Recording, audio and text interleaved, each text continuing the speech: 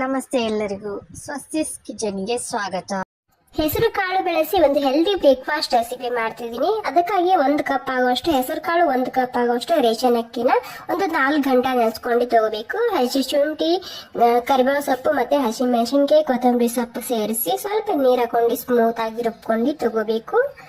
ಇವಾಗ ನೋಡಿ ಸ್ಮೂತ್ ಆಗಿ ರುಬ್ಕೊಂಡಾಗಿದೆ. ಇವಾಗ ಇದಕ್ಕೆ ಮತ್ತೆ ಇನ್ನೊಂದ್ಸಲ ನಾನು ರುಬ್ಕೊಂಡು ತಗೊಂತಿದ್ದೀನಿ. ಇಲ್ಲಿ ಸ್ಮೂತ್ ಆಗಿ ರುಬ್ಕೊಳ್ಳಿ.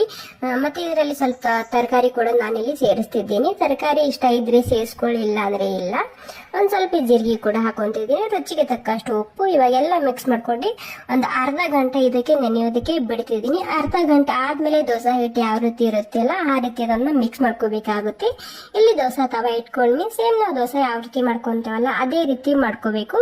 2 ಕಡೆಗೆ ಬೇಯಿಸ್ಕೊಂಡು ತಗೋಬೇಕಾಗುತ್ತೆ. ತುಂಬಾನೇ ಹೆಲ್ದಿ ಆಗಿರುವಂತಹ ಬ್ರೇಕ್ಫಾಸ್ಟ್ ರೆಸಿಪಿ ತಯಾರಾಗುತ್ತೆ. ಟಿಫಿನ್ ಬಾಕ್ಸ್ಗೆ ಮತ್ತು ರಾತ್ರಿ ಊಟಕ್ಕೆ ಮತ್ತು ಬೆಳಗಿನ ತಿಂಡಿಗೆ ಸೂಪರ್ ಆಗಿರುವಂತಹ ಹೆಲ್ದಿ ಬ್ರೇಕ್ಫಾಸ್ಟ್ ರೆಸಿಪಿ ತಯಾರಾಗುತ್ತೆ. Thank you so much.